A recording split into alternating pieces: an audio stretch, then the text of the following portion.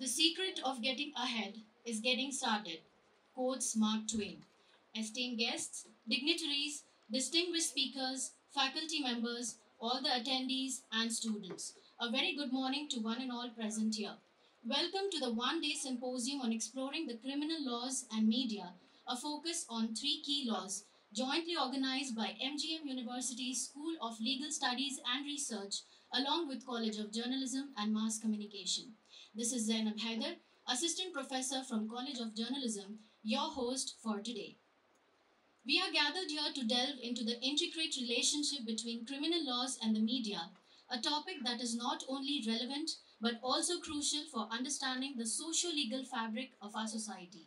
In a landmark development, India has introduced three new criminal laws aimed at enhancing justice, security, and accountability within its legal framework. These laws, collectively known as the Bharatiya Nyaya Sanhita 2023, the Bharatiya Nagrik Suraksha Sanhita 2023, and the Bharatiya Sakshya Adhiniyam Act 2023, which marks a significant departure in the nation's approach to law enforcement and protection of citizen rights.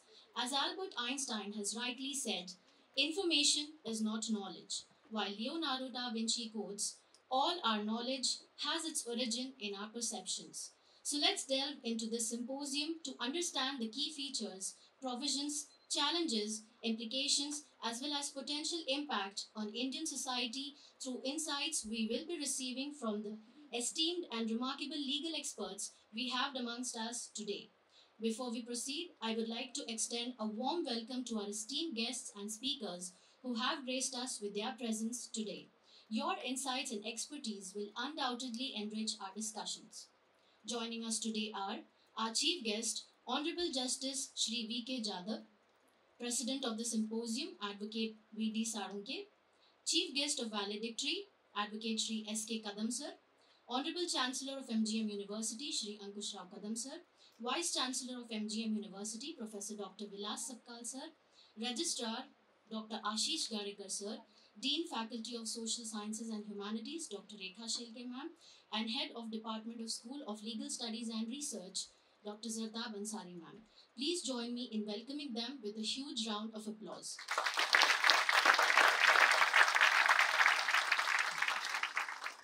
I now request our Chancellor of MGM University, Shri Ankush Rao Kadam Sir, to present our Gandhian token of welcome to Justice Jadhav Sir.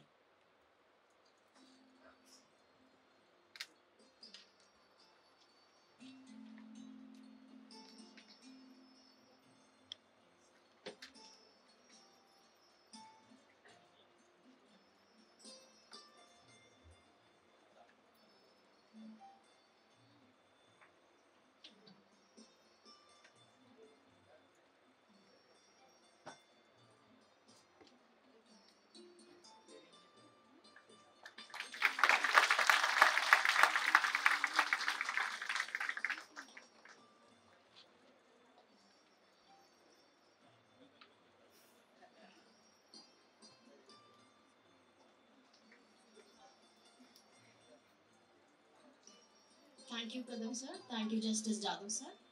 Moving ahead, I request Vice Chancellor of MGM University, Professor Dr. Vilas Sapkal Sir, to welcome Advocate Sarunke Sir.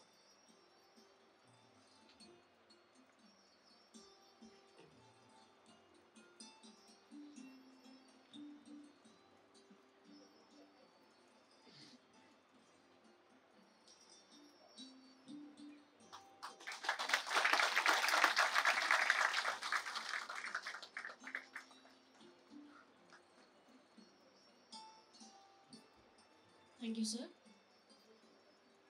It is now time to hear from the convener of the symposium, Dr. Rekha Shelke Ma'am, who will be providing the opening remarks and set the stage for today's discussions.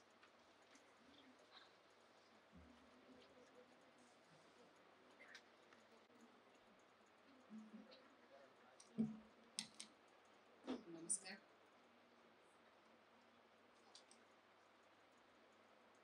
आजच्या एक दिवसीय सेमिनारमध्ये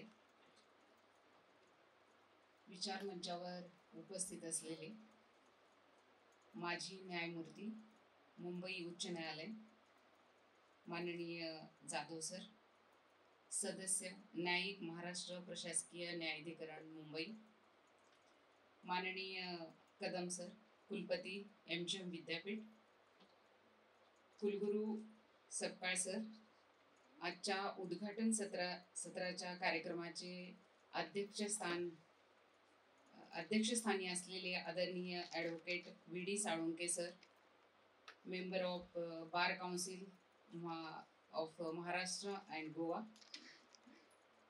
ज्येष्ठ वकील आदरणीय SK Kadam sir, कुलसचिव Ashish Gadekar sir, advocate Vikram Kadam sir, school of legal स्टडीजचे सर्व प्राध्यापक, जर्नलिझम कॉलेजचे प्राध्यापक आणि या आर्यभट्ट सभागृहामध्ये उपस्थित असलेले सर्व अभ्यासक्रमाचे विद्यार्थी, तसेच शहरातल्या विविध महाविद्यालयामधून काही विद्यार्थी आले, या सर्वांचं मी इथं स्वागत करते.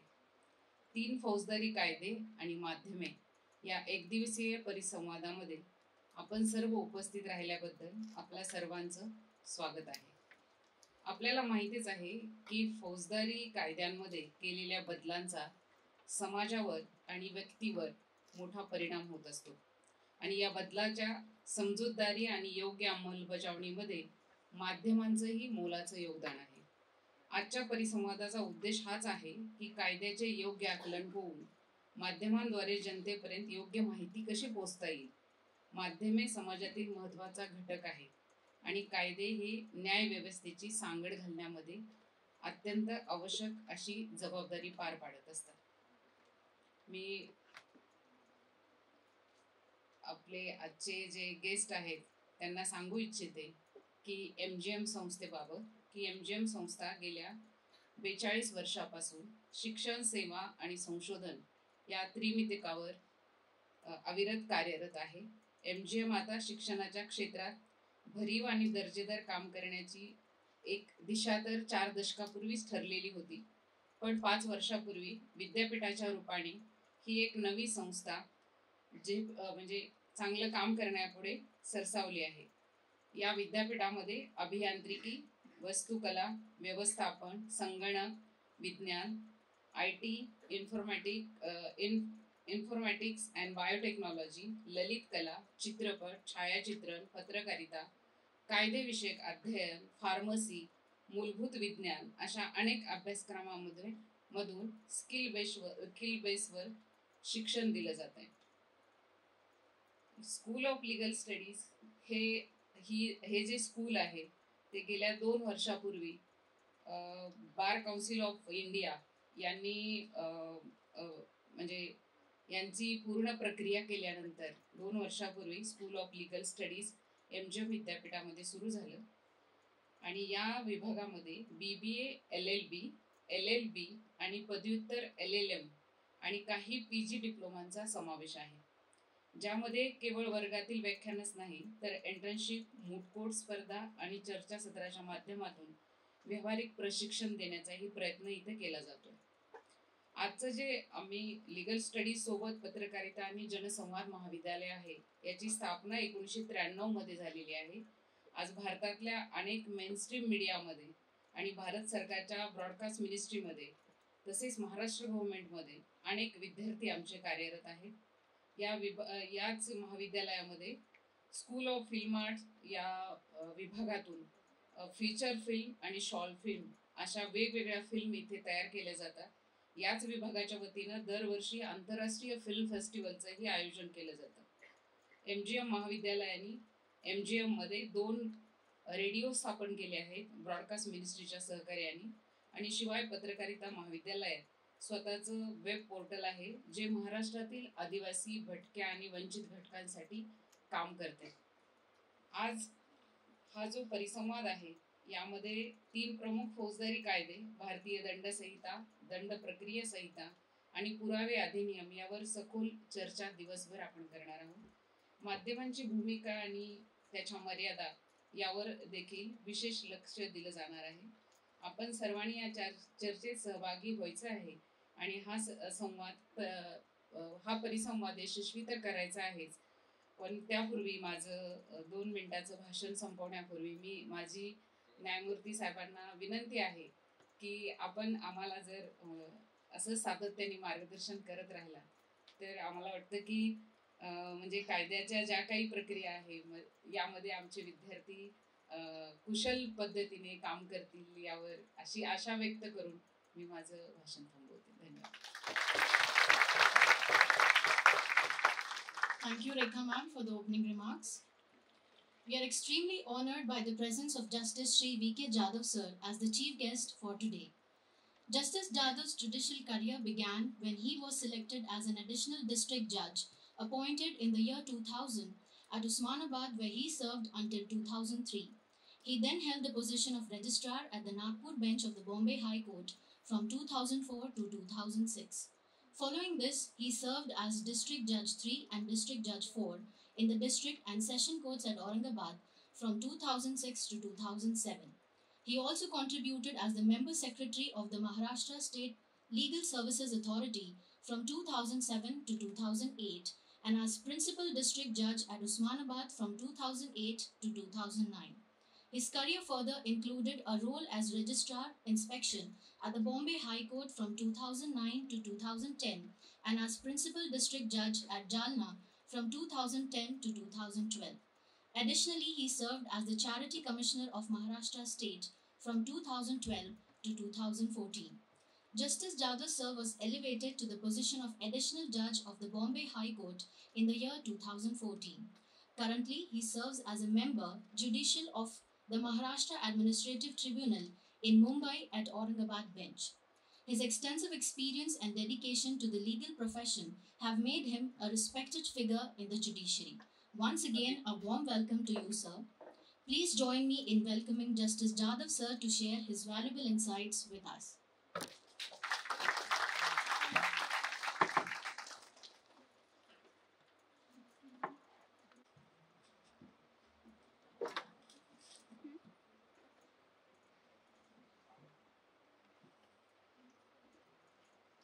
आपण मराठीत बोलूयात आणि इंग्रजीत रोजचं कामकाज पाहून पाहून मी अक्षरशः कंटाळून गेलो.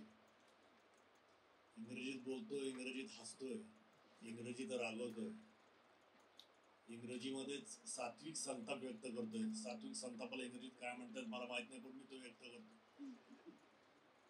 अशी विविध प्रकार करतो, पण मराठी नाही करत. ते आज आपण इथे या निमित्ताने करू. माननीय अंकुशरावजी कदम ते या कार्यक्रमाला हजर आहेत हे ऐकून मला खूप आनंद आहे. ती तर आज या कार्यक्रमाला फिजिकली हजर जरी नसते तरी त्यांचा उल्लेख करूनच मी या कार्यक्रमाची सुरुवात केली असती. ती यामुळं की या MGMच्या कणाकणामध्ये अंकुशराव.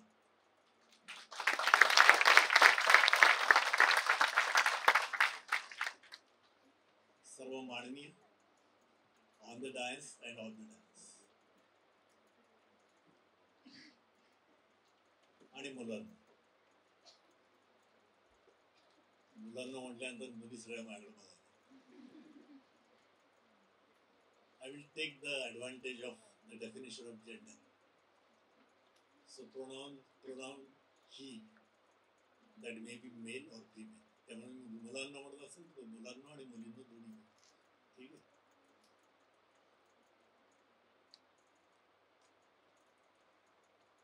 माझे आई आणि वडील दोघंही फ्रीडम फायटर्स. वसंतराव हे ऐकलं असेल बऱ्याचदा माझ्याकडून, बाकीच्यांनी ऐकलं नाही म्हणून सांगतो. They fought against the British government, so also the Nizam, Hyderabad state, and my father had also participated in the liberation movement of Goa. Me retire झाल्यानंतर हायकोर्ट जज मला एक वेगळी अशी अफलातून असाइनमेंट मिळाली. ती म्हणजे commission of inquiry into the land grabbing cases at state of Goa. आणि तिथं एक जवळपास मी वर्षभर होतो. प्रचंड काम होतं आणि त्या कामात विकेंडला वगैरे मी सगळा गोवा पिंजून काढला. काही प्रिझन्सना वगैरे भेट दिल्या आणि एका प्रिझनमध्ये माझ्या वडिलांचं नाव दिसून आलं की तिथं त्यांना दाबून ठेवलं होतं. जे महाराष्ट्रातून तिथे गेले होते त्या मुवमेंटमध्ये भाग घ्यायला. आणि ते बघून मात्र माझ्या डोळ्यात पाणी उभं राहिलं. तर अशा कुटुंबात माझा जन्म झाला आणि माझ्या जन्म झाल्यानंतर तात्काळ निर्णय घेण्यात आले की याला वकील करायचं. बाकी माझ्या हातात काहीच नव्हतं. वकील निर्णय घेऊन टाकला. दादासाहेब कोलेंना ओळखतात का दुसरं तुम्ही?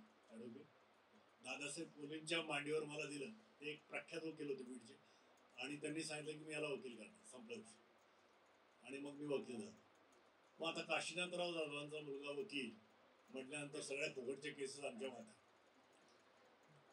सगळी गोरगरीब जनता आमच्या दाराशी. आणि इतक्या मॅटर्समध्ये जर 10,000, 12,000, 5,000 अशी फीस असेल तर माझी फीस 500च्या वरती कधी गेली नाही. आणि त्यामध्ये मग काय की ज्युव्हेनाईल जस्टिसच्या केसेस पण मी सुरुवातीला घ्यायचो. तुम्हाला आश्चर्य वाटेल, जे तुम्ही कधी ऐकले नसतील. हातावर ज्यांचं पोट आहे असे शेतमजूर किंवा लेबर काम करणारे लोक, यांच्या लहान मुलांनी कुठेतरी एक दगड भिरकवला, कुठेतरी लागला आणि त्याच्यावर 30-24ची केस झाली. ज्युव्हेनाईल जस्टिस कोर्टामध्ये ती चालायची. आता त्या मुलाला घेऊन यायचं आईला किंवा वडिलांना म्हटल्यानंतर पूर्ण दिवसाचं काम बुडायचं. मग काष्णातुराचं पोरग आहे ना, त्याला बसने बसून द्यायचं. माझ्याकडे सायकल होती सुरुवातीला. कुठे आता गाड्या खूप आल्या मुलांकडे. सायकलवर जायचं कोर्टात. त्याला बस स्टँडवर घ्यायला जायचं. बस स्टँडवरून त्याला डबल सीट घ्यायचो, ज्युव्हेनाईल कोर्टात घेऊन जायचं. त्याची दिवसभर तिथं केस वगैरे चालू करून मी माझी दुसरी कामे करून यायचो. त्याची केस चालायची आणि त्याला परत त्याच सायकलवर कारण त्याला बसमध्ये बसून द्यायची जिम्मेदारी माझी असायची. तो तिकिटाचे पैसे घेऊन यायचा 10 रुपये.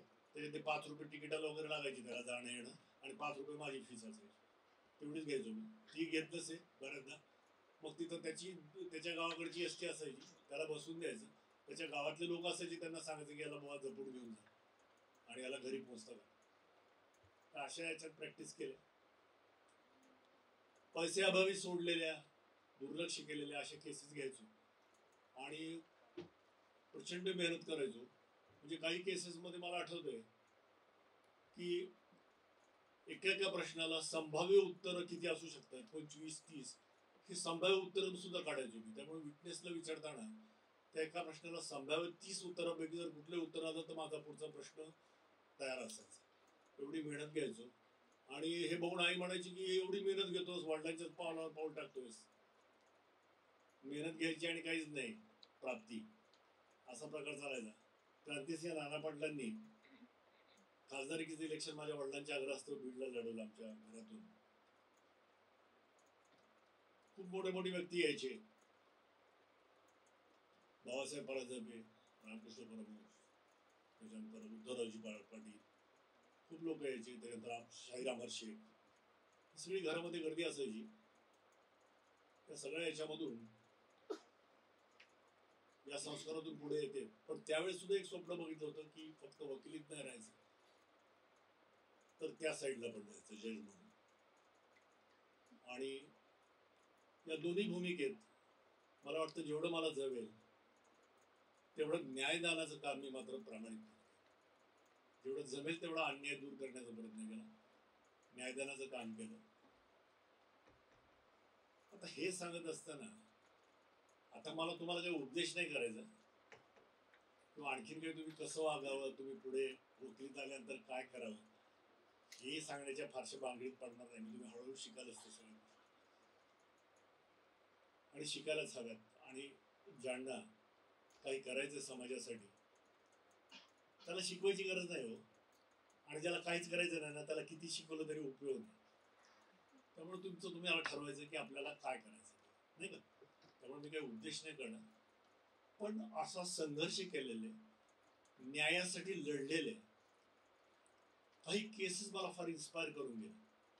त्यातली एखादी केस घेऊयात का आपण डिस्कशनला? मजा येईल तुम्हाला.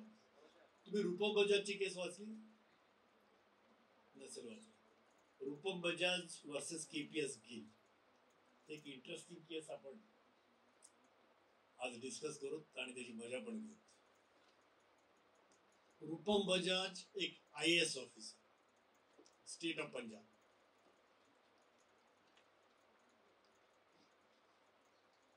Senior bureaucrat. तिथं आणखीन एक IAS ऑफिसर होते, senior bureaucrat mister Kapoor. Chandigarh, 18 जुलै 1988 त्यांनी घरी एक डिनर पार्टी अरेंज केली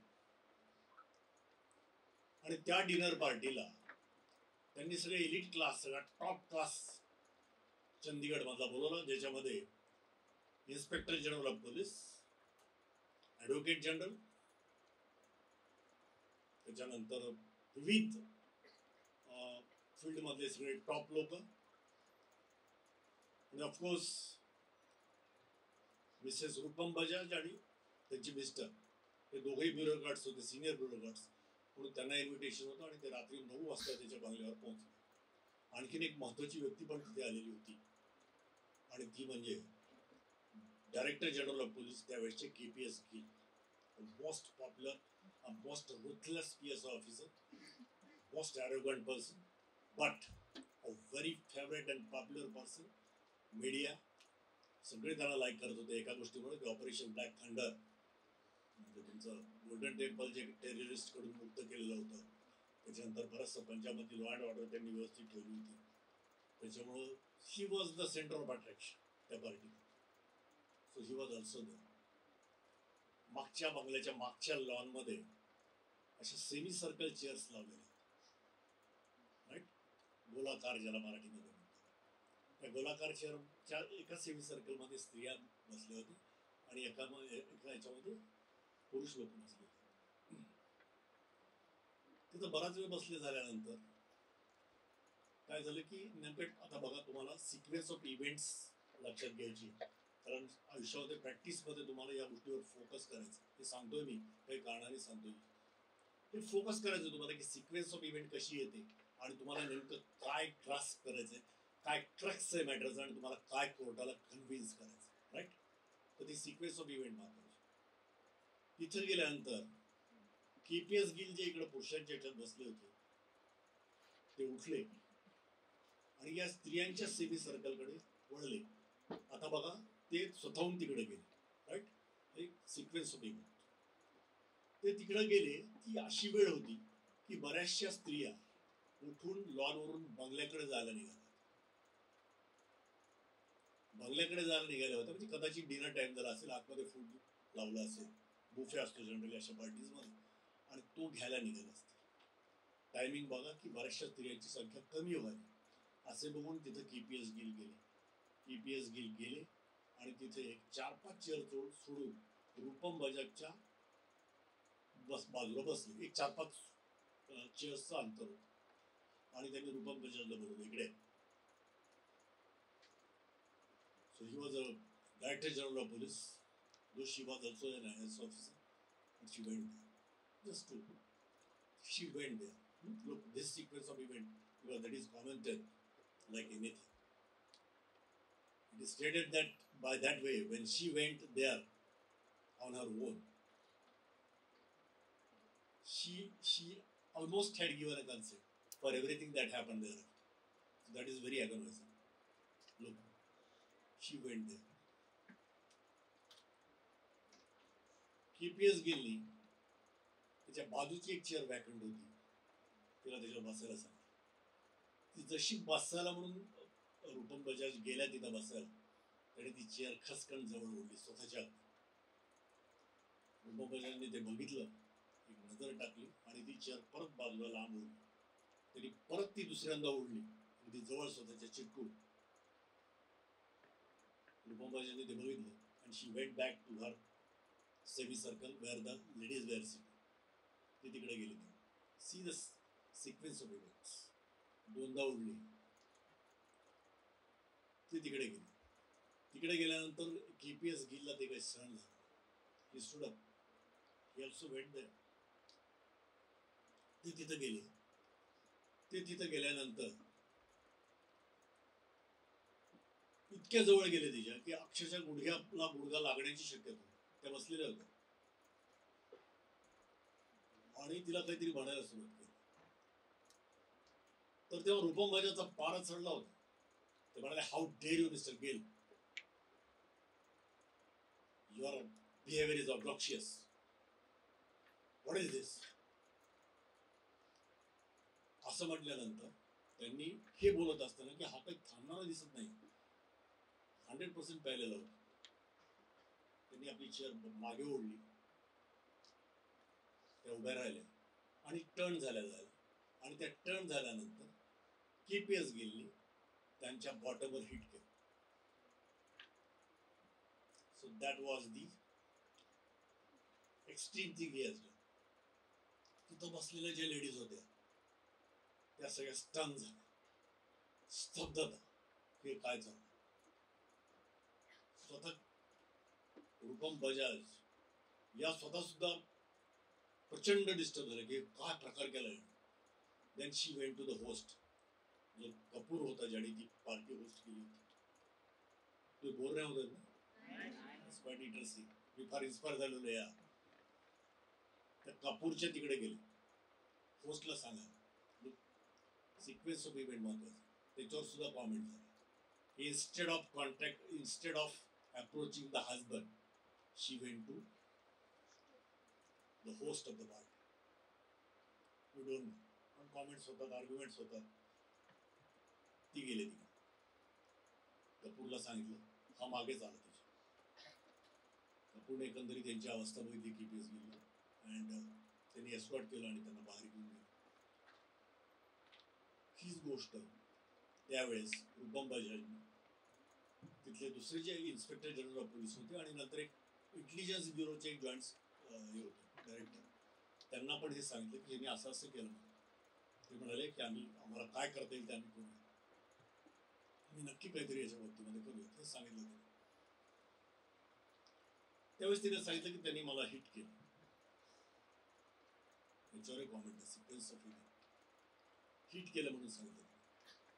The comment was made like that during further process that she didn't specify the part of the body. You know, an IAS officer, when complaining about as to what happened to her, she didn't specify the part of the body. And she only said that he hit me. Because she didn't tell that he hit me on my bottom. Look at the sequence of it. And then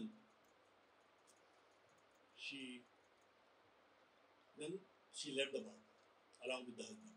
She also narrated the incident to the husband. On the next day, the couple went to the chief secretary. I don't think couple, she alone went to the chief secretary to complain about, because she decided that we both are in civil service. आपण दोघे civil service मध्ये आहोत. Let us take a departmental action. Why to go for some criminal proceedings and so on. म्हणून ती chief सेक्रेटरीकडे गेली. Chief सेक्रेटरींना सगळं सांगितलं. ओझा म्हणून कोणतरी होते चीफ सेक्रेटरी. ते म्हणाले, come on Rupam, these things are going to be happen. What is there? हे आणखीन याच्यापेक्षा वर्स्ट काही झालं नाही, याच्यात नशीबवान. That was the reaction of the chief secretary of the state, the highest bureaucrat of the state. Then she met Julio Rivera. He was the predecessor of Mr. KPS Gill. KPS Gillच्या आधी ते होते Director General of Police. He was advisor to the governor. आपलं time schedule नाही ना disturb होत madam.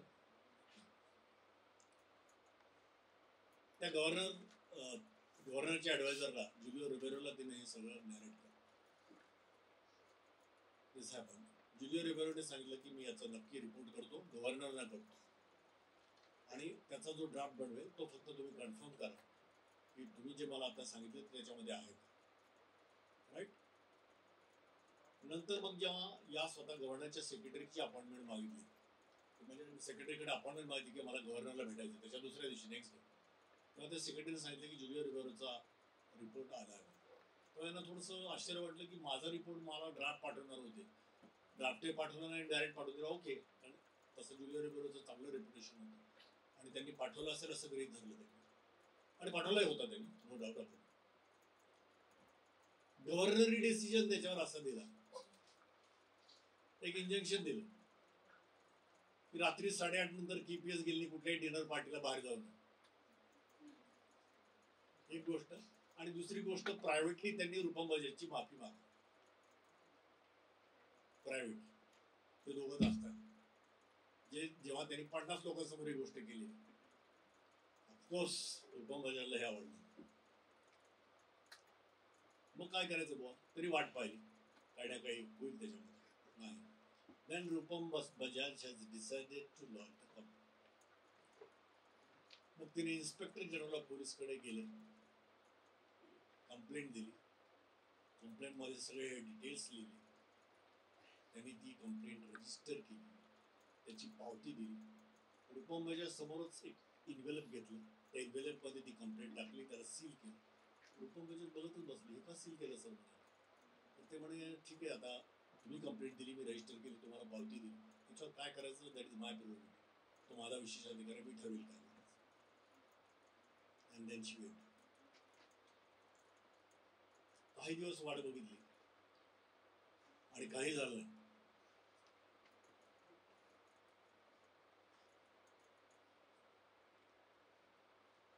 I'm telling the facts of this Rupam Bajaj versus KPS Gill, doctor. काही झालं नाही. तर मग काय करायचं बुवा. But she had decided to approach the chief judicial magistrate. Chief judicial मॅजिस्ट्रेटकडे रुपम बजाजनी कंप्लेंट दिली की असं असं झालेलं आहे आणि याच्यामध्ये काहीच नाही.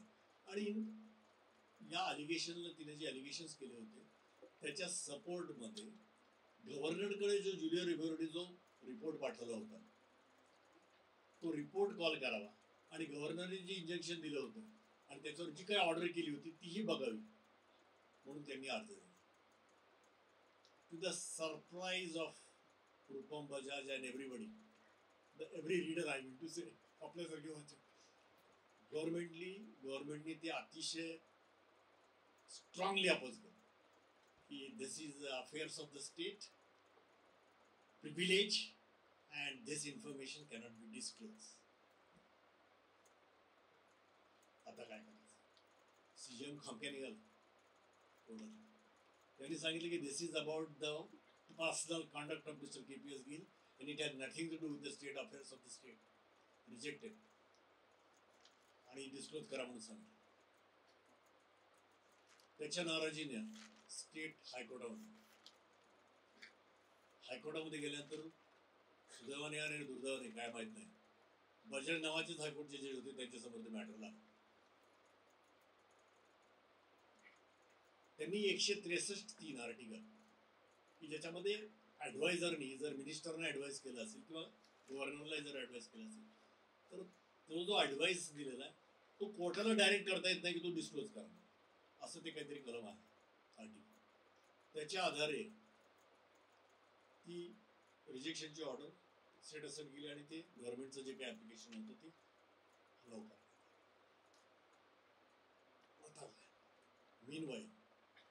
मीनवाईल केपीएस गिल यांनी क्वॉशिंगचं प्रोसिडिंग सुरू केलं.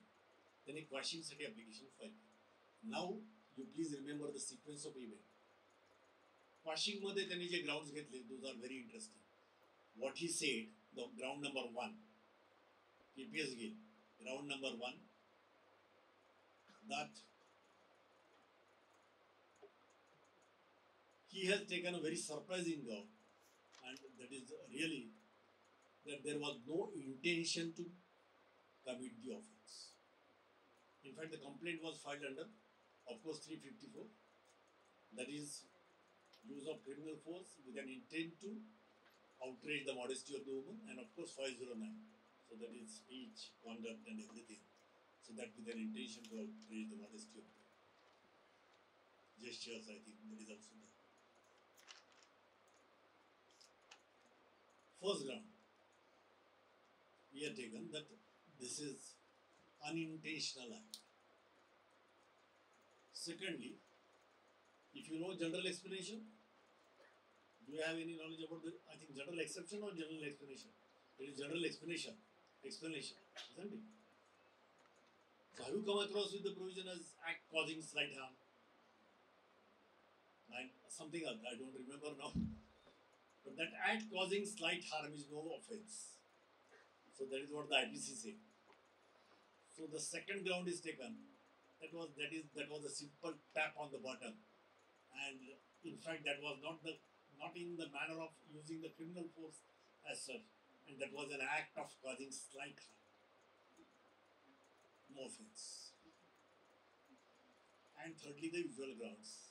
So many grounds. Same High Court Judge Bajaj.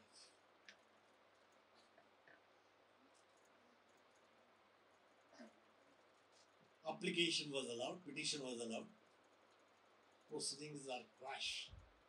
Rupam Bajaj's complaint was quash, dismiss. I think that was the end of the fight. असं वाटलं होतं.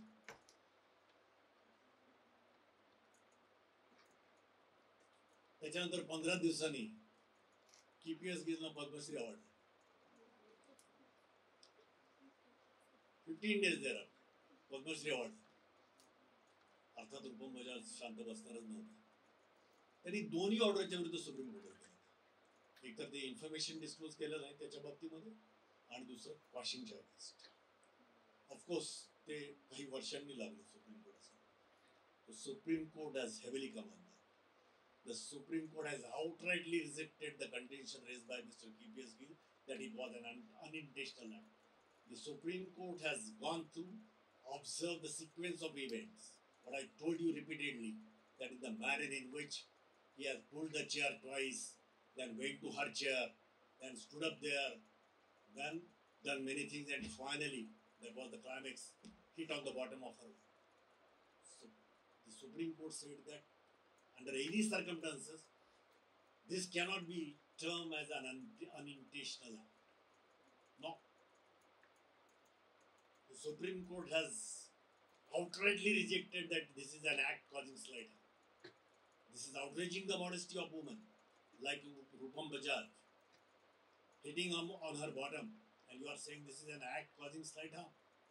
Outrightly rejected Supreme Court and directed the magistrate to take the cognizance of this complaint and decide the complaint within 6 months. CJM has started with the trial. KPS Gill was very relaxed because otherwise all the witnesses present there in the party, including the top officials, nobody was supporting the Rupam Bajaj, as usual hostile. No one was supporting. He was very sure that there will be an uncorroborated testimony of Rupam Bajaj. No corroboration. The CJM has believed the uncorroborated testimony of Rupam Bajaj and convicted KPS Gill for 3 months under 354 and 2 months under 502, along with fine. Surprisingly, that time, the prosecution side is always the state, I think, enters in the shoes of the prosecution, isn't it? Because the state undertakes that. So here also the state entered in the shoes of Rupam Bajaj. तिचीच केस चालवत होतं ना state, नाही का? Police band आला होता हो की आता KPS Gill सुटतील आणि त्यांना पोलीस बँडने त्यांचं स्वागत करू. लोक म्हणजे ही एक विसंगती होती की पोलीस बँड आणून तयार होता की KPS Gill सुटल्यानंतर त्याचं बँडने स्वागत करू. जेव्हा प्रॉसिक्युशन गव्हर्नमेंट अंडरटेक करते. Look at the controversy. Of course, KPS Gill went to Supreme Court, I think no, Sessions Court, and then the Session Court has done something very different. The Session Court has applied the provisions of the Prohibition of Offenders Act. And instead of sending him to KPS Gill to prison, given him the benefit, a bond was taken from him, bond of good behavior was taken from him for 3 years, that in case if he behaves like this, then he will have to undergo this conviction. And of course, the compensation and something is one. Of course, both the sides were not happy because of that. KPS Gill त्यांना पूर्ण एक्झॉनरेशन पाहिजे होतं, पूर्ण सुटका पाहिजे होती, आणि रूपम बजाजला ते इनएड्युकेट सेंटेन्स वाटत होतं. हे काय शिक्षा झाली. both went to high. हायकोर्टने ती शिक्षा कायम ठेवली. त्याच्यामध्ये फक्त काय केलं होतं की सेशन जजनी जेव्हा कंडिशन टाकली होती तेव्हा त्यांनी कंडिशनमध्ये आणखीन एक ॲड केलं होतं. त्याच्यामध्ये काही कंडिशन जनरली इम्पोज करता येत नव्हतं. तर त्यांनी केलं होतं की यांनी ड्रिंक्स घेऊन येत रात्रीच्या वेळी आणि कुठल्या पार्टीला वगैरे जाऊ नये. ती हायकोर्टने ती कंडिशन काढून टाकली for the reason that it is very difficult to monitor. कधी ड्रिंक्स घेतले काय कोण मॉनिटर करणार, काय 24 तास थोडी त्यांच्या बाजूला माणूस ठेवणार. सो दॅट वॉज इम्पॉसिबल आणि ती कंडिशन काढून टाकली. त्यानंतर both of them again went to Supreme Court, and the Supreme Court has finally confirmed outrightly rejected the submission and argument put forth on behalf of KPSB, and of course whatever the conviction is there and the view taken by the session judge, that was upheld. त्याचा निर्णय काढला. आता हे सगळं झाल्यानंतर जे compensation दिलं होतं 2 लाख रुपयाचं, तर रुपम बजाजने सांगितलं की मी माझ्या प्रिन्सिपलसाठी केलं, माझे जे काही तत्व आहेत त्याच्यासाठी केलंय मी, ते 2 लाख रुपये मला नको. सुप्रीम कोर्टाने ते 2 लाख रुपये विमेन ऑर्गनायझेशनला देऊन टाकले. तिला त्याच्यातलं एक कॉम्पन्सेशनमध्ये एक पैसा पण घेतला नाही. लिटिगेशन कॉस्ट तिला 50,000 मंजूर झाली होती, ते पैसे तिने वापस केले की मला नको. But the Rupam Bajaj sed thereafter, in fact 5,000 men are working under me. 5,000 कर्मचारी माझ्या हाताखाली काम करतात. मीच जर गप्प बसले असते तर मग मी काय रोल मॉडेल ठरले असते. यांनी काय करावं माझ्याकडच्या स्त्रियांनी. मग त्या पिऊन आहेत, काही स्टेनो आहेत, आणखीन कुणी आहेत, यांनी काय करायचं. मीच जर माघार घेतली राईट. आता आणखी जास्त वेळ घेत नाही, पण मला या निमित्तानं तुम्हाला रेफरन्स द्यावा असं वाटतो, कारण आता इथं सगळे अकॅडमिक्स आहेत म्हणून मला रेफरन्स द्यायचा आहे की मग तुम्ही मथुरा रेप केस तुम्ही विसरला नसाल तर मी तुम्हाला ती रिमाइंड करू इच्छितो. मथुरा रेप केस तर पूर्ण रेपच्या संदर्भातलं लेजिस्लेशन बदलतं नाही का. तर त्याच्यामध्ये मथुराच्या केसमध्ये जेव्हा मथुरावर पोलीस स्टेशनमध्ये देसाईगंज आहे, आपल्या देसाईगंज नागपूर विदर्भातली केस, तिच्यावर पोलीस स्टेशनला 2 कॉन्स्टेबलनी बलात्कार केला, गणपत आणि तुकाराम नावाचे. देवर अंडर त्याच्यातला एक constable he was under the influence of लिकर. तिची फॅमिली बाहेर, त्याला बाहेर काढून ती एक आदिवासी मुलगी जस्ट हार्डली 18-19 वर्षाची, तिच्यावर बलात्कार केला. तिला सेशन्स कोर्ट, त्याच्यानंतर हायकोर्ट आणि सुप्रीम कोर्ट ही घंटी तिला सोडलं एकमेव कारणामुळे की there were no marks of struggle. कुठल्या व्हायलन्सचे तिच्या शरीरावर गुन्हा नाहीये. इट्स अ कॉन्सेन्शुअल ऍक्ट की ते संमतीनं झालं असावं आणि त्याच्यामुळं त्याच्याखाली कन्व्हिक्शन देता येत नाही म्हणून सोडलं. ते झालं सुप्रीम कोर्टामध्ये. आता काय तर तुम्हाला गंमत सांगते, 4 अकॅडमिक्सनी याच्या बाबतीमध्ये एक ओपन लेटर लिहिलं.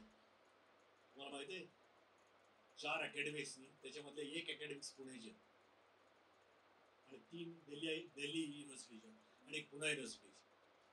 त्यांनी ओपन लेटर लिहिलं चीफ जस्टिस ऑफ इंडियाला. त्यावेळेस डिवाईनचे वडील होते, वाय बी चंद्रचूड CJI. त्यांना लेटर लिहिलं की हे चुकीचा निर्णय. लोक काय जाणीवा प्रखर होते, आता आहेत काय प्रखर जाणीवा होते आणि हिंमत आहे काय होती की CJIला लेटर दिलं. त्याच्यामध्ये पुण्याचे आपले होते अकॅडमिक्स आणि ते लेटर लिहिल्यानंतर पण काय करता येतं. क्रिमिनल मधलं तुम्हाला माहिती आहे जजमेंट कॅनॉट बी रिव्ह्यू, काही करता आलं नाही. पण त्याच्यानंतर मग या गोष्टीला पुन्हा थोडंसं आणखीन त्याला सॉफ्ट करायचं, लोकक्षोभ झाला. आता ते गंमत म्हणजे काय झाली की त्याच्यानंतरही इमिजिएटली ती एक गंमतच आणखी की या लोकांनी या 4 अकॅडमिक्सनी ते लेटर दिल्यानंतर त्याच्यावर ऍक्शन झाली नाही.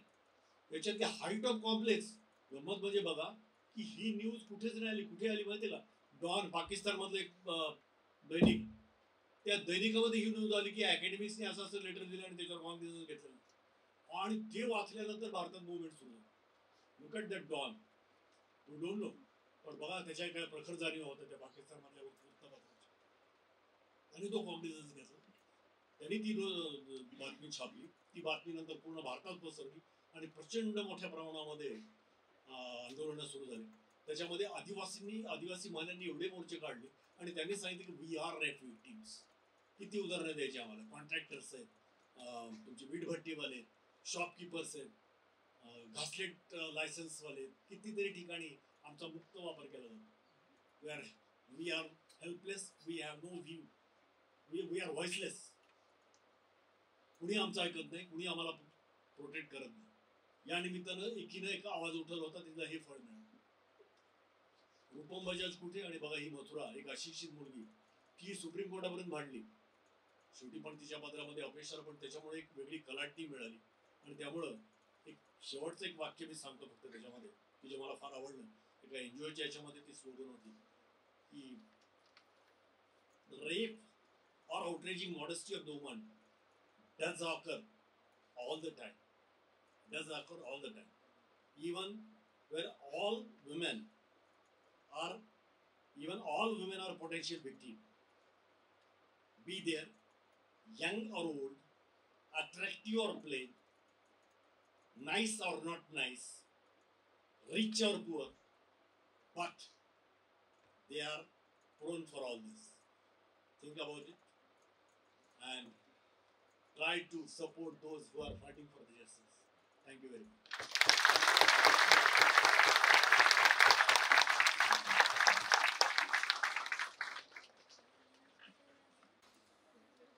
Thank you so much, Justice Jadhav, sir. I think the audience had an excellent takeaway of the sequence of the events that you narrated for the Bajaj ma'am's case.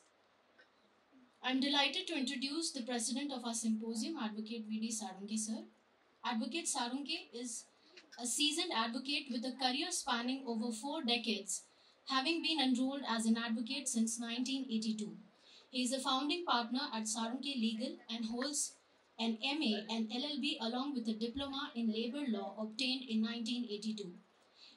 In terms of professional achievements, Advocate Sarunke was elected as the president of the Bar Council of Maharashtra and Goa in 2022 and has been a continuous member of the council since 1997. He has also served on the Legal Aid Committee at the High Court in Aurangabad. Advocate Sarunke's practice encompasses a wide range of legal areas, including civil, banking, constitutional, cooperative services, and criminal matters. He has successfully conducted over 12,000 cases at the High Court and tribunals, with more than 2,000 of his judgments being reported in recognized law journals. Please join me in welcoming Advocate Sarunke sir to deliver the presidential address. नमस्कार. आजच्या कार्यक्रमाचे प्रमुख अतिथी ज्यांनी आत्ताच आपल्याला मार्गदर्शन केलं ते श्री न्यायमूर्ती V.K. Jadhav, justice Bombay High Court, former Justice Bombay High Court, and judicial member of the Administrative Tribunal. मंचावर उपस्थित आदरणीय Baburaoji Kadam, chancellor MGM university, doctor Vilas Sapkal, आदरणीय व्हाइस चांसलर MGM युनिव्हर्सिटी, आदरणीय डॉक्टर आशिष गाडेकर साहेब, रजिस्ट्रार MGM युनिव्हर्सिटी, आजच्या कार्यक्रमाला उपस्थित असणारे MP लॉ कॉलेजचे आदरणीय डॉक्टर राव सर, आजच्या कार्यक्रमाच्या convener doctor Rekha Shelke madam, dean social sciences and humanities MGM university, organising secretary doctor Ansari madam, dignitaries on the dais and off the dais, सर्व विद्यार्थी, विशेषतः लॉ कॉलेजचे विद्यार्थी जे भारतीय न्यायव्यवस्थेचे भविष्य आहेत आणि जर्नलिझमशी संबंधित असल्यामुळे जर्नलिझमचे सुद्धा विद्यार्थी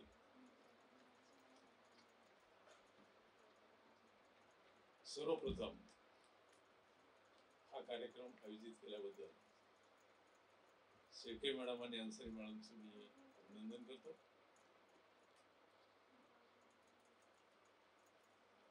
अध्यक्षीय समारोप म्हणजे फक्त समारोप करायचा असतो, भाषण करायचं नसतं. मार्गदर्शन न्यायमूर्तीने केलेलंच आहे. विशेषतः एवढंच सांगू इच्छितो की सेंट्रल गव्हर्नमेंटने खूप गाजावाजा करून जे काही 3 लेजिस्लेशन मध्ये दुरुस्ती केलेली आहे त्याची माहिती व्हावं म्हणून हा कार्यक्रम आयोजित केलेला आहे. कारण भारतभर यावर खूपच चर्चा झाली. आपण लॉचे स्टुडंट पुढे ते पाहणारच आपण की खरंच काय अमेंडमेंट होत्या आणि ती किती फायद्याच्या होत्या ते मी आपल्यावर सोडतो. फक्त भारतात खूप चर्चा आहे कारण ऍडव्हर्टाईज एवढी आहे फार काहीतरी केलं. तर इंडियन पिनल कोड त्याला भारतीय दंड संहिता म्हटलं. क्रिमिनल प्रोसिजर कोडला फक्त भारतीय न्याय संहितेमध्ये इन्क्लूड केलं आणि एव्हिडन्स ऍक्ट मध्ये काही तरतुदी केल्या. म्हणजे इंडिया ज्याला आपण भारत म्हणायचो आणि इंडियन म्हणजे भारतीय म्हणायचो त्या इंडियन काढून त्याला भारतीय केलं. असेच थोडेफार बदल करून फार मोठे काय अमेंडमेंट केल्यात असे म्हणून एक भारतीय न्याय संहिता अमेंडमेंट झालेले आहे. त्यावर माझे मित्र doctor Anand Deshmukh, doctor professor Hakim, doctor advocate Shri Girish Thigale आणि चैतन्य दारुकर ॲडव्होकेट हायकोर्ट हे आपल्याला पुढच्या सत्रात मार्गदर्शन करणार आहेत. त्यामुळे मी विषयावर काही बोलणार नाही. फक्त याच्यासाठीच उल्लेख केला की ज्याचा खूप गाजावाजा झाला अशा ह्या काय तरतुदी तरी काय आहेत. तर मी जे वाचल्या जे पाहिल्या त्याच्या 75% तरतुदी म्हणजे या सेक्शनचा नंबर बदलला आणि दुसरा नंबर. सेक्शन 302 होतं IPC मध्ये त्याला 113 केलं. एक काही शब्दाचा बदल नाही, डेफिनेशन मध्ये बदल नाही, कुठलाही शब्द बदललेला नाही. बेलचं सेक्शन अँटिसिपेटरी बेलचं सेक्शन 448 होतं ते 482 केलं आणि रेग्युलर बेलचं सेक्शन 339 होतं ते 483. एक उदाहरण दाखवतो. त्याच्याशिवाय फारसा काही फार बदल झालेला नाही. एव्हिडन्स ऍक्ट मध्ये थोड्याफार तरतुदी केल्या ज्यामुळं इलेक्ट्रॉनिक्स एव्हिडन्स कसा अप्लिकेबल होईल याच्या तरतुदी केलेल्या आहेत. बाकी फारसा बदल नाही. परंतु हा बदल फार मोठ्या प्रमाणात गाजावाजा झाल्यामुळे त्याचा सर्व विद्यार्थ्यांना फायदा होऊन आम्हाला हे सेमिनार अरेंज करावं लागतात. बार काउन्सिल तर्फे मागच्याच महिन्यात आम्ही तापड्या नाट्यमंदिर येथे MP लॉ कॉलेजच्या सौजन्याने एक मोठी कॉन्फरन्स घेतली. राव सरांनी आउट ऑफ स्टेटचे 2 स्पीकर आणले. एक होत्या doctor Jayashree dean Telangana university आणि एक आंध्र प्रदेशचे रिटायर इझी खूप स्टडीड दोघेही वक्ते होते. फक्त फरक एवढाच होता की ज्या ज्युनियरसाठी आयोजित केलेली होती कॉन्फरन्स त्यातले अर्धे बाहेर फिरत होते जेवण होईपर्यंत. जेवण झाल्यावर अर्धे झोपत होते. हा कार्यक्रम आपल्या कॉलेजने तुमच्यासाठी केलेला आहे. जर तुम्हाला वकील व्हायचंय तर माझी एकच विनंती आहे की आपण आज दिवसभरचे सेशन अटेंड करावे. न्यायमूर्ती साहेबांनी सांगितलं की मी आज कुठलाही उपदेश करणार नाही, पण त्यांनी तुम्हाला इन्स्पायरेशन देण्यासाठी अशा काही केसेसचा उल्लेख केला त्यामुळे तुम्ही चांगले वकील व्हा. मी मात्र वकीलच आहे आणि लॉ कॉलेजच्या विद्यार्थ्यांसाठी पुढे उभा आहे. त्यामुळे मला असं साहेबांचं भाषण ऐकून उगाच वाटलं की आपण मात्र थोडा उपदेश करा. कारण योगायोग असा आहे, साहेब आणि आम्ही दोघे एकाच जिल्ह्याचे, दोघे एकाच कॉलेजचे स्टुडंट, दोघांनी एकाच इन्स्टिट्यूट मध्ये काम केलं. साहेबांनी त्यांचा अनुभव सांगितला. ते स्वातंत्र्य सैनिकाच्या घरातून वकील झाले. त्यांना तसं ठरलं होतं यांना वकीलच केलं पाहिजे असं. ते जिल्ह्याच्या ठिकाणी राहत होते. मी मात्र आमच्या मागास बीड जिल्ह्यातल्या मागास तालुक्यातल्या एका खेड्यातला विद्यार्थी. मी माझगाव तालुक्यातला. मला फक्त वकील व्हायचं होतं एवढं माहित होतं. त्यामुळे गोरगरिबासाठी त्यांच्यासारखी सेवा करावं म्हणून मी सुद्धा वकील झालो. फक्त त्यांची पार्श्वभूमी वेगळी होती, त्यामुळे त्यांना स्वप्न पाहायची मोकळीक होती. शेतकऱ्याच्या मुलाला काही स्वप्न पाहिजे नसतात. त्यामुळे एकदा वकील झालो, मी फक्त वकिलीच करत राहिलो. मी काय दुसरा कुठला बाकीचाही केलं नाही. त्यामुळं ज्या गावाला जायचंच नाही त्या गावचा रस्ता विचारायची काही गरज नाही, मी आपलं वकील करत राहिलो. मी आपल्याला एकच सांगेल की आपण पुढील ज्युडिशरीचे भविष्य आहात, नुसतं वकीलच नाही. साहेबांनी ते त्यांच्या याच्यातूनच सांगितलं की जज सुद्धा तुमच्यातूनच येतो, वकिलातूनच जज होतो. आणि चांगले जज मिळण्यासाठी चांगले वकील आवश्यक आहे. त्यामुळे तुम्ही भारतीय ज्युडिशरीचं भविष्य आहात. त्यामुळे आपण चांगल्या प्रकारे अभ्यास करून चांगला वकील व्हावा, एवढं मी बार काउन्सिलचा मेंबर म्हणून मार्गदर्शन करू शकतो. माझ्या माहितीसाठी एकच सांगेल, जर आपण मगा म्हणाले की ही कॉलेज नवीन आहे आणि माहीत नव्हतं, मी आपल्याला एकच सांगतो की आज बार काउन्सिल ऑफ इंडियाची परिस्थिती अशी आहे, इथं आपण जर एखादं प्रपोजल दाखल केलं तर ते प्रपोजल हातात तरी घेतील का नाही अशी परिस्थिती आहे. इथं अप्रोच होणे, तुमचं बाकी काय असेल इंटरव्ह्यू झाल्यावर ते पाहिलं जाईल. तर आज कुठल्याही चांगल्या संस्थेने जरी अप्लिकेशन केलं तर त्याला कॉलेज मिळेल अशी काही शक्यता नाही. फक्त आपल्या माहितीसाठी एवढंच सांगेल की या इन्स्टिट्यूशनचा एक अभिमानास्पद बाब म्हणून सांगेल. 2022 साली मी चेअरमन असताना स्टेट लेवल कॉन्फरन्स घेतली, ती रुक्मिणी हॉलमध्ये झाली. सुप्रीम कोर्टचे जजेस आणि बार काउन्सिल ऑफ इंडियाचे जवळपास अर्धे मेंबर्स हजर होते. त्या कॉन्फरन्सच्या वेळेस त्यांनी एमजीएम फिर्माशीस पाहिला. ज्यावेळेस एमजीएमचं प्रपोजल लॉ कॉलेजचं गेलं तर शेकडो प्रपोजल बाजूला ठेवून फक्त एवढंच प्रपोजल सँक्शन झालं आणि हे लॉ कॉलेज एस्टॅब्लिश झालं. या संस्थेचे क्रेडिट आहे. माझ्या विद्यार्थी मित्रांनो मी एवढंच सांगेल, या संस्थेचं क्रेडिट वाढवण्याचं काम तुम्ही करा, एवढंच बोलतो आणि माझा अध्यक्ष समारोप करतो. धन्यवाद. Thank you, Advocate Sarunke sir, for your words. We appreciate your motivational simplicity. I would now like to request Honorable Vice Chancellor Professor Dr. Vilas Sapkal sir to deliver the concluding remarks. On the occasion of inaugural function of one-day symposium organized jointly by School of Legal Studies and Research and College of Journalism and Mass Communication of MGM University on exploring the criminal law and media, a focus on 3 criminal laws. We have Honorable Justice Sri V.K. Jadhav, former judge of Bombay High Court and member of Judicial Maharashtra Administrative Tribunal, Mumbai, who has delivered a very, as good as we were thinking that it was, we are sitting in the court, and then he traveled us with situation and the judgment. Advocate V.D. Sarunke sir, Advocate of High Court, Aurangabad, Honorable Chancellor, Shravji Kadam, Registrar Dr. Ashish Gadekar, Advocate Shri S.K. Kadam sir, Advocate Vikram Kadam sir, Rao sir, Rekha Shaike madam, Ansari madam, and dear student friend. आपल्या विद्यापीठाचं नाव Mahatma Gandhi mission university आहे आणि महात्मा गांधी एक उत्कृष्ट barrister होते, very good lawyer. And त्यांचं एकच south आफ्रिकेमध्ये एक त्यांचा पुतळा आहे की जो फक्त त्यांच्या त्या ड्रेसमधला आहे, म्हणजे वकिलांच्या ड्रेसमधला पूर्ण जगभरामध्ये एकच पुतळा आहे. आणि मागच्या वर्षी आम्ही साऊथ आफ्रिकेला गेलो होतो. तर he was known for the justice and then it started his journey for fighting against the injustice.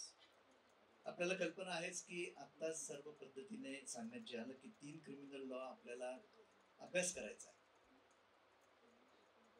Law एज्युकेशनमध्ये सगळ्यात महत्त्वाचं असतं खूप मोठ्या प्रमाणावर डायव्हर्स फील्डमधलं वाचन.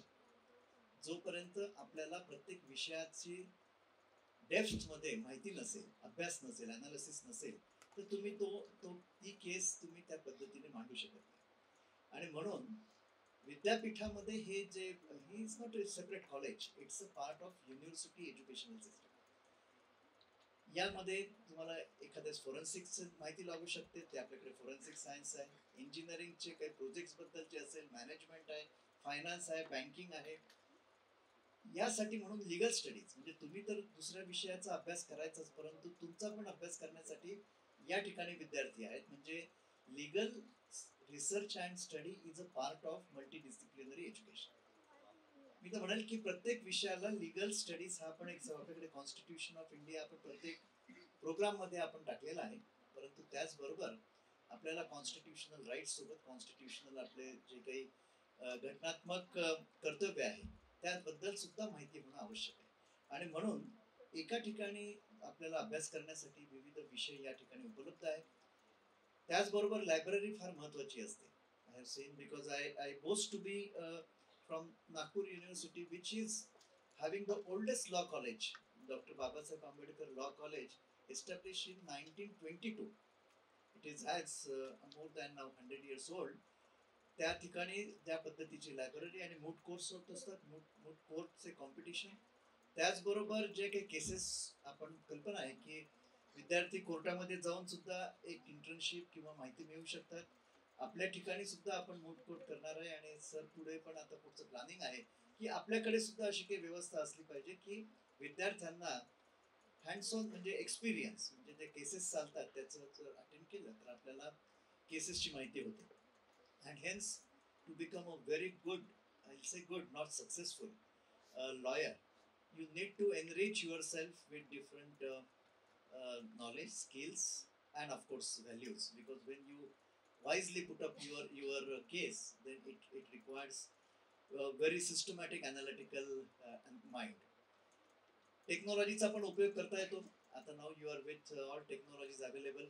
मग त्याच्यामध्ये AI असेल, चॅट GPT असेल किंवा बाकी पण तुमच्याकडे टूल्स असेल, त्याच्या माध्यमातून जे काही सॉफ्ट कॉपीमध्ये सुद्धा तुमच्याकडे लिटरेचर अवेलेबल असतं, जजमेंट्स अवेलेबल असतात आणि कमांड ऑन लँग्वेज ज्या पद्धतीने तुम्ही शब्द वापरतात. सरांनी ज्या पद्धतीने म्हटलं की सिक्वेन्सचा एका शब्दाचा अर्थ काय होऊ शकतो, intentional or ill intention or you talk about the words.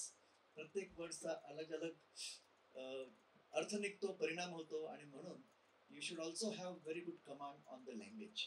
So त्याच्यासाठी सुद्धा आपल्याकडे एक लँग्वेज मोठं इन्स्टिट्यूट आहे.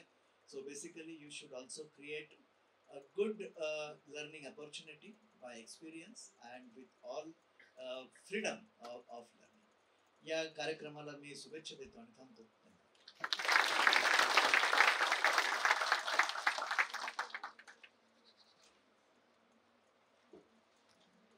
Thank you, VC sir. Your perceptions and knowledge always inspire us, and you have beautifully joined the dots of all the departments of MGM University with legal studies. Thank you. I would now like to invite Dr. Zatab Ansari ma'am to deliver the vote of thanks of the inaugural session. Esteemed guest, Honorable Justice Jadhav sir, President of inaugural session, Advocate V.D. Sarangi sir, Vice Chancellor sir, V.D. Sabkar sir, Chancellor sir, Ankush Rao Kadam sir, Registrar sir, Dean Madam, all my colleagues and dear students. Today I am privileged to extend a vote of thanks to everyone present here. First and foremost, I would like to express my deepest sense of gratitude towards Honorable Justice V.K. Jadhav sir for sparing his valuable time from the busy schedule of daily activities. Similarly, I would like to extend my thanks to President of inaugural session V.D. Sarangi sir for sparing his valuable time. Apart from that, I am also grateful and express my wholehearted gratitude towards respected Chancellor Ankush Rao Kadam sir for being here for this inaugural session. I would like to extend my thanks to Vice Chancellor V.D. Sabkar sir.